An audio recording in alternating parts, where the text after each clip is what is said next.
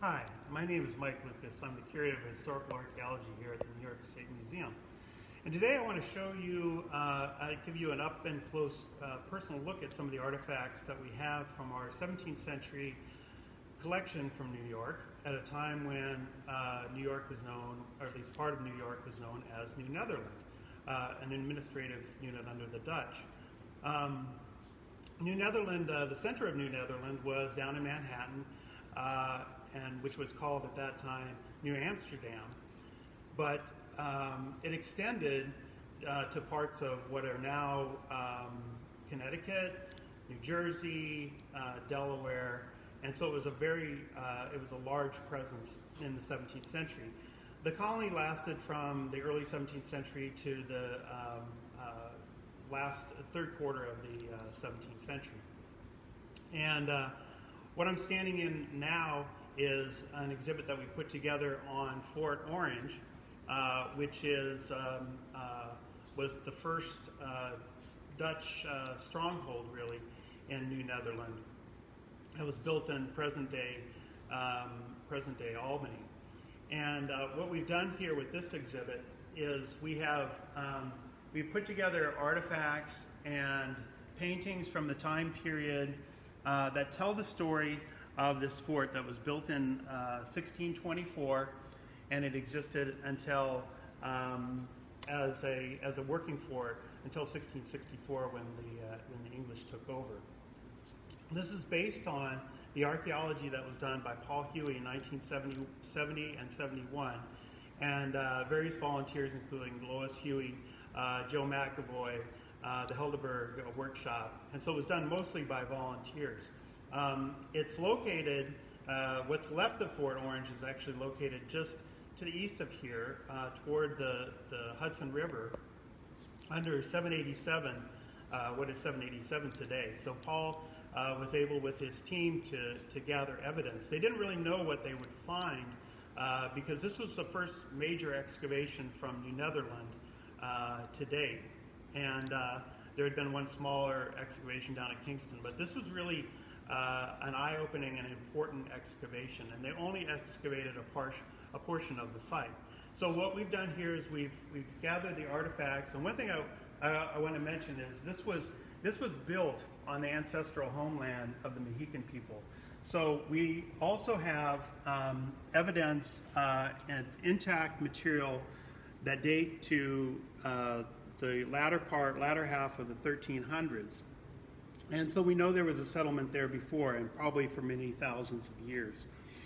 So you can see here, the other thing that we've incorporated into this exhibit are Len Tantillo's paintings, and these are interpretive paintings that Len took the archaeological evidence, historical evidence, and tried to piece together what a place like Fort Orange would have looked like in the 17th century. And the one that you see here is, I think, his 13th iteration of Fort Orange. So the interpretation continues. As you find more information, your interpretation changes. So we've tried to present this story through the small artifacts that we found. But what I want to show you, and this exhibit is, I want to say this exhibit's a temporary exhibit. It was opened in 2018, and it should be opened until next year, but we're planning a much larger permanent exhibit on the 17th century in New York.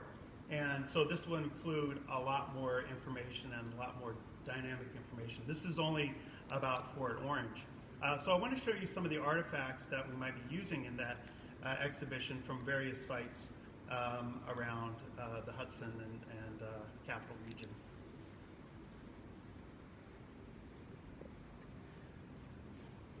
Okay, so one of the things that when Paul and his crew were digging at Fort Orange, they weren't sure really what kinds of artifacts they were going to find. And what they were surprised to find were actually artifacts that would be that you would find in Amsterdam at the same time. So people were really bringing their household, exactly what they were using in their households. This is a common artifact called a Romer glass, and you can see this is from Amsterdam. And you can see the little things they call prunts. They're pieces of glass that have a surface. Sometimes they call them raspberries because you could actually grab them. They have a surface and you could grab them and they look like the surface of a raspberry. That's from Amsterdam. This is from Schuyler Flats, which is a 17th century Dutch site just up the river from Albany. Okay, you can see that. And this is a Dutch painting that shows what one of these Romer glasses would have looked like. So you can see the prunts there and their raspberry appeal. So these were very common artifacts, and this is what you would find in this period. Another one that is common to these 17th century Dutch sites are colanders. So this is from Amsterdam again. So this is from the Netherlands.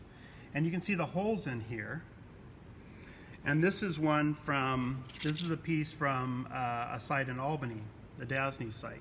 So this is another colander, but you can see that they look fairly similar. And what a colander was used for, one of the purposes for this, you can see this is a genre painting again from the 1650s. And you can see there's somebody who's scoring the fish, and then you can see he's laid those fish down on this colander, and here's a close-up of it. So this was used to drain the fish. So this is one purpose of the colander. Another piece that's kind of I always show people is this one. This is from Amsterdam. So this is from the Netherlands, and this piece here, it's a three-footed pot, and you can see this one here was found in Albany, and you can see it's almost exactly the same. In fact, it could have been the same piece, but these are found in two different places. We did have a question about how the raspberries were made. Oh, this is just a piece of glass that's attached. So they made the piece, and then they attached a piece of glass on that, and then made impressed this surface on it to get those little prunts that stick out. The one other thing I'll show about this one, and I can actually point to something behind. In the 17th century, and this one was found at Fort Orange. This is probably part of a plate, and it's something called Dutch Metallica. So it's got a tin glaze on one side and a lead glaze on the back. And the interesting thing about this is this little hole right here. This could be used to actually hang the piece from the wall. So if you look at something like this, this is a full piece. This is from the Albany Institute that we borrowed for this exhibition. Something like this is actually a piece of art. So you could hang this from the wall and really make your household beautiful, as well as having a function. So these are almost always made with this hole. And we had a question about the pottery. Is it a form of redware? This one is actually yes. This is a red pasted ware. It's kind of a pinkish pasted ware. Sometimes it's a little bit lighter in color, but it would depend where the clay source was coming from. But this is a red pasted ware. So you'd have to find out where the paste was coming from, and that would tell you a little bit more information. This is, and some of you might recognize what this is. This is a skimmer. This is from the 17th century. It's from a site in Albany, the Key Corp site. It looks like it's very fragile, which it is, but it's been conserved, so now it's stable. It would have had a handle on here, and this would have been used to extract any kinds of solids from a soup or curds from milk or whatever you needed to strain. This piece here, this is from Lower Manhattan. You can see this is part of a candle holder. So you can see the handle would have been like this, and you can see this pattern on there. So what we were able to do was have a tradesman reproduce the exact replica of this. So somebody from Williamsburg was able to reproduce this. So this is something that can be on display, it can be handled. You don't have to worry about damaging the piece. Another artifact, that's a very interesting artifact. This is actually, it's hard to see, It's a very small piece. It looks like a coin. It's actually a token or a Jetan. It dates to the 1590s, 1590 to be exact. And you can see this is a blow-up of the piece. This is what it would actually have looked like if it was new. So it's a piece celebrating Prince Maurice's election to as stadtholder in 1702, I'm sorry, in 1590. And you can see on this, you can see the arrows representing the provinces of the Netherlands and also the hands here. So this is supposedly the oldest dated artifact or artifact that has a date, at least historically, found in Manhattan. And that was actually found in this is Augustine Heermann, is found in his warehouse. He had a warehouse in Lower Manhattan, which at that time, of course, was New Amsterdam. And this is a picture showing his house would have been right here, and then his warehouse would have been right there. And then, of course, another thing that you find on 17th century sites, and Dutch sites in particular, are things like this. This is a floor tile. It's got this greenish glaze. It's very thick. It's a red pasted tile. So this would have been on the floor. And sometimes they had different patterns. This is a Dutch yellow brick. So this would have been made in the Netherlands and imported over. So you would see this on a fireplace, or sometimes on a patio you might see this. And then these are roofing tiles, and these were actually made here. In some cases, there's a brick maker's brickyard just north of where we are now, and that was a person that was actually making the tile. So this is the back side of the tile. You would hang this on a slat on the roof, and then you could overlap another one with that. So these are very easy to replace. They broke easily, but they could be replaced. But also a very common artifact. And then these are some artifacts that I wanted to show that are commonly seen, like these tiles. This would have been like a tile around a fireplace. Here's another example of those Dutch tiles, and a lot of you probably seen these. These are from Albany, from the Key Corp site. I'm sorry, from the Dasney site. And then sometimes they would take these and you see them altered like this. So this has been made into a gaming piece. And what this probably is or possibly is, there was a popular game called Trick Track, which is very similar to backgammon. And you can see there's a couple of people playing the game right here. They're very civil. And then this is kind of an interpretive thing, how this ends up in the record.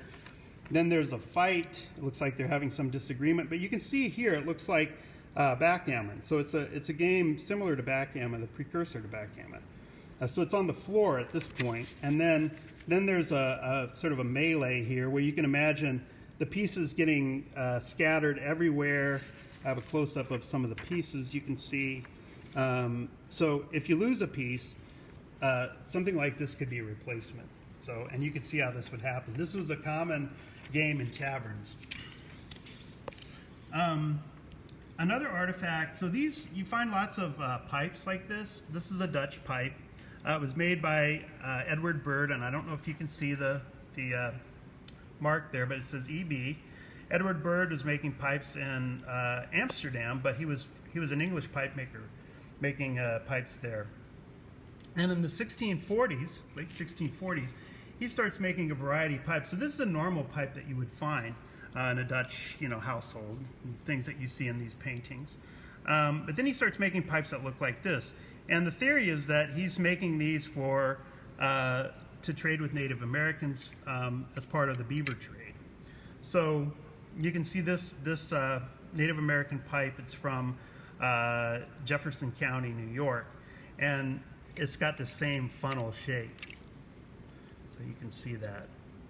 They also found Chesapeake pipes that have the same shape in over in the Netherlands, so it's possible that that's where he got the idea. But the basic shape is something that's attractive for trade.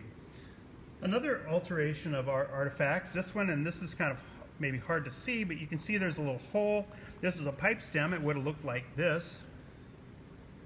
So this would have been much longer, and they've carved a hole in here to make a whistle.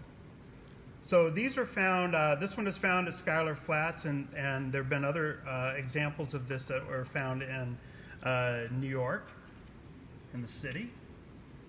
And we had a question about the two pipes. Why are they the different colors? Oh, this and this, you mean? Yes. This pipe is made out of a European clay called kaolin or ball clay. It's a ball clay. So it's white. It's a white clay. This is a red pasted clay. So this was made in New York. This was made in Jefferson County, New York. So so this is from Europe. This is from the Dutch. This is Native American from Jefferson County. This is an artifact. This is actually something that was donated to us. It was it's an 18th century kettle, but it's a nice example of what would have been possibly traded for furs. So this would have been something that the Dutch Europeans would have traded with Native Americans for furs. And then these kettles were used for to make all kinds of useful things, like an arrowhead. So this would have been placed on the end of a shaft. It's got a hole where the arrow would have been attached. These things, some people call these tinklers, but they're cones that were basically an adornment, but also made out of copper, out of one of these kettles. And other artifacts that you find, scissors. Scissors would have been used to cut cloth. If they were very sturdy, they may have been used to cut up a kettle. And then you also find, and all these artifacts that you see in this row right here were found in Montgomery County, just west of Albany, on Mohawk sites. This is a lead cloth seal that would have been attached to a bolt of cloth. So when the cloth was manufactured, you put this lead seal on it. It was like a manufacturing tag. It said where it was from. It said how much tax it was taxed, and basically a tag. This artifact here is also another piece that's very commonly traded and found on Native American sites. It's a mouth harp, and it's been conserved here, so it's nice and stable. So these were very common artifacts that you find. And then, of course, glass beads. This one is probably from the late 1640s, these tube beads, and then earlier beads. These are all from Schuyler Flats. These are interesting artifacts here. Sometimes you find these on Haudenosaunee sites and all across the region. And some of these were found at Fort Orange. They're actually trade objects. They're sometimes people call them Cossack buttons, but they're actually Bavarian German glass buttons that were made in volume, and in particular for the trade, because you see these not just in New York, but all the way down through the Chesapeake, these black buttons. Now, we did have a question about Fort Orange in particular. Was there a smallpox epidemic, and do you see any evidence of that? I do not know if there was, and no, I don't know if we have any evidence of that. Good question, though. I have a couple other artifacts here that are kind of mystery artifacts. This one in particular, if you look at the shape of this, it has this distinctive shape that looks like the fort. So it looks kind of like Fort Orange. It's possibly slate. It seems like it's a little bit too light for that, so we're not even exactly sure the type of material. But you can see how it's finished right here, and then inside of here, it's been carved after the fact. So I think this was probably square originally, and then it was carved. And then it's got this little well. So the theory is it was carved into the shape of Fort Orange, where it was found. Paul Huey, in some of his research, found this lithograph, or this engraving, and it shows a scribe here, and he's writing something in his book, and then he's got this little object on the table, and then blown up, it looks like this. It's very similar. So Paul just sent me this not too long ago. So it's possible that this is some type of an inkwell. Maybe some administrative person from the Dutch West India Company actually used this. We don't know, but it's a nice thing to think, right? The other piece I always like to show people is this is from the Key Court site in Albany, and it's part of a barrel. You see lots of wooden barrels. It's the base of a barrel. It's tapered on the ends to fit in a groove. But it was found on a 17th century site, and it's been altered after the fact. So it's got these lines. If you can see these, it almost looks like a rooftop. So it might be a shed. Charlie Gearing suggested maybe it's a hay barracks, so that's a possibility. But then we also tested this material here. You can see it's kind of red. That's definitely a paint, so that's a lead paint, so it's been painted. So it's curious what this is. Maybe it was a piece of art that somebody made and they hung up on their wall. We're not really sure. This would have been the inside of the barrel, so it would have been something that was done after the fact. Okay. So thank you very much for allowing me to show you and tour through some of the artifacts. And everybody, please stay safe. If you have any other questions for me, you can always email me. Just go to the website and look up historical archaeology, and feel free to email me. Thank you.